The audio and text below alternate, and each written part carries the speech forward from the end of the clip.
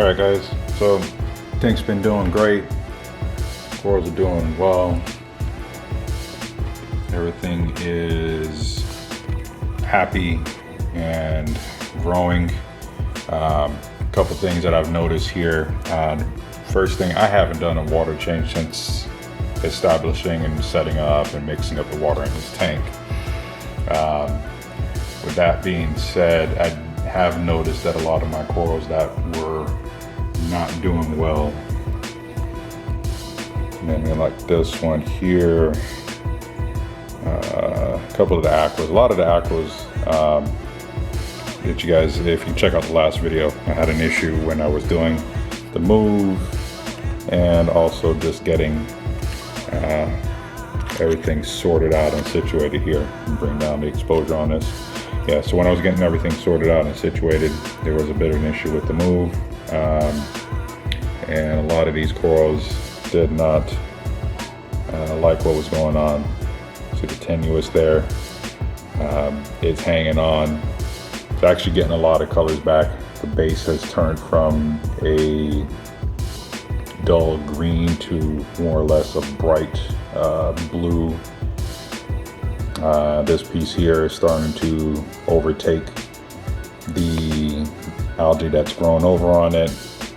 My airflow is encrusting a bit more on the rock. The Cadillac here is starting to get some of the tint back to it.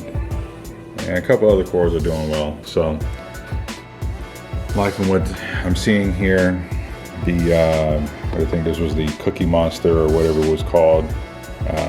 That is starting to get the red polyps back on it. And a lot of the corals are starting to really overtake the algae that was growing on it. But that's not what this video is about today. I just want to give you guys a quick look at the tank here, see what's going on. I will say the only thing I've lost so far in here was the cleaner wrasse that I had. To be honest with you guys, not sure what happened to him. I think he was getting beat up by the yellow chorus wrasse, and he spent a few days trying to hide in the rocks.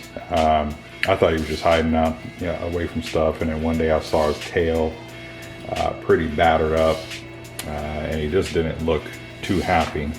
Unfortunately, when you got a system as big as this with a lot of crevices for fish to hide in, they are not going to be happy with you trying to catch them.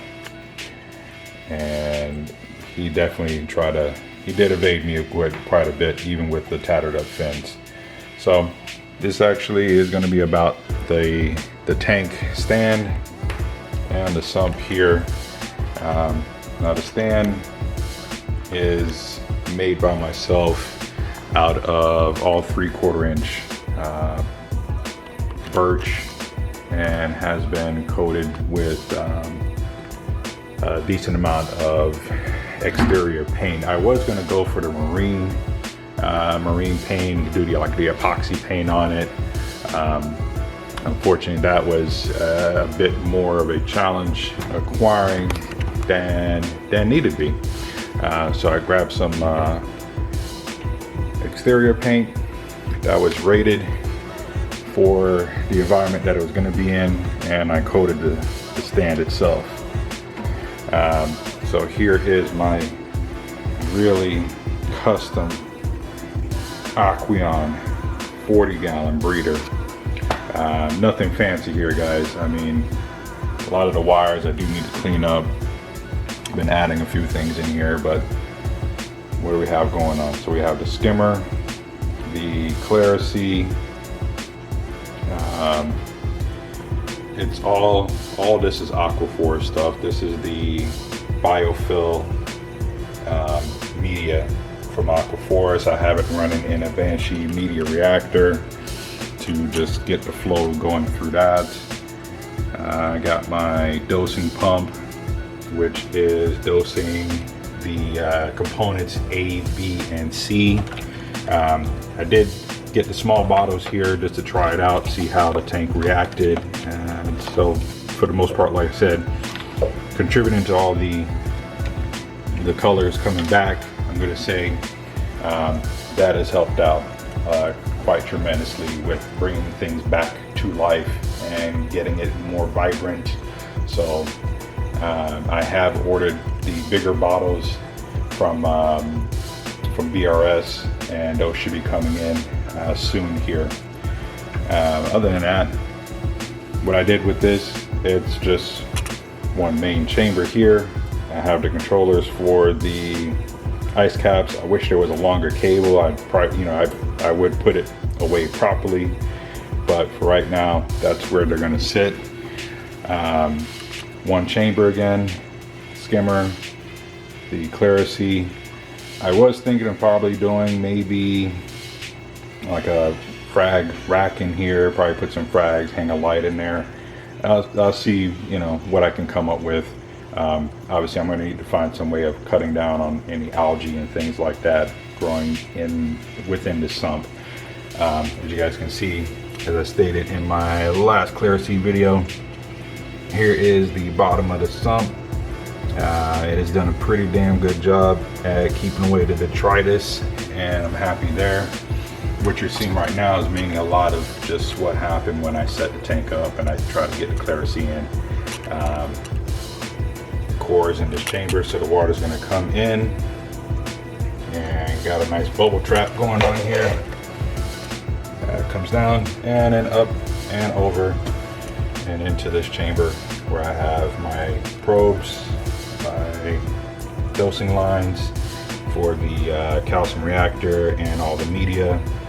And then this chamber is my ATO. It's sectioned off a whole piece here. It's about maybe 8 gallons or so.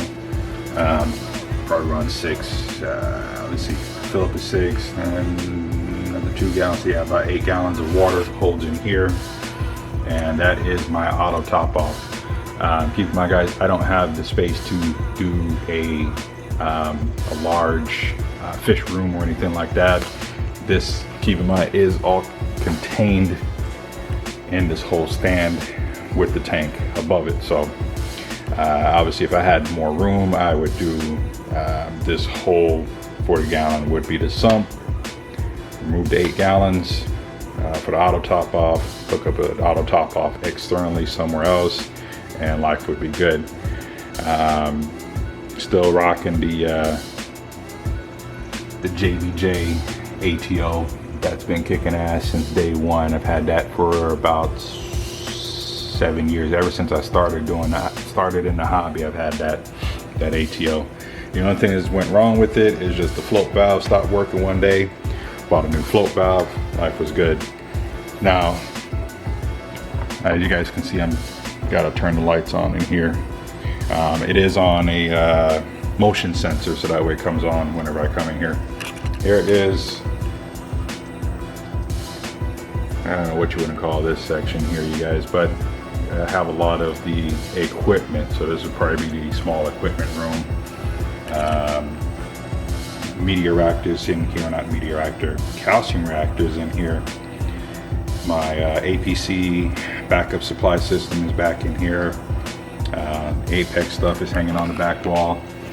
I'm probably got to move everything around. Again, this was a rush setup. I had a birthday party coming up, and I needed to get the stand and the tank for the 75 out, clean up, get this set up, and get it running all before the party, so that way the house didn't look like a disaster.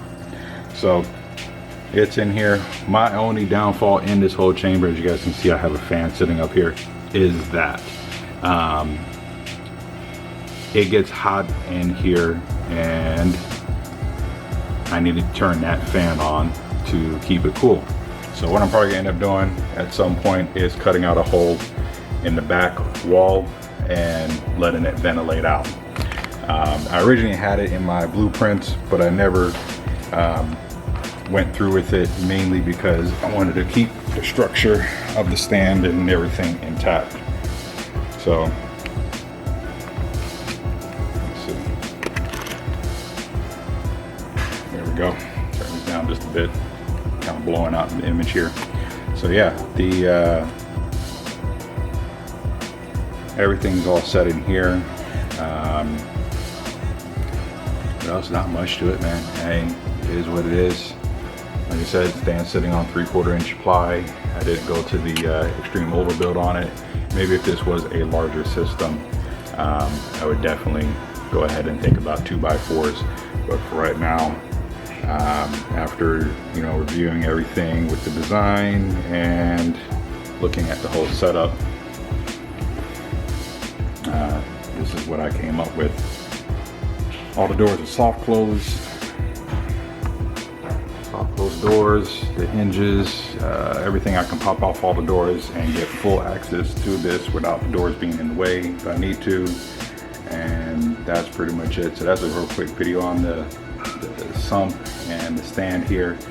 If you guys have any questions on the system, go ahead and again throw them down in the comments below. Be sure to get in touch with you guys. And again, till the next time, I will see you guys. Peace.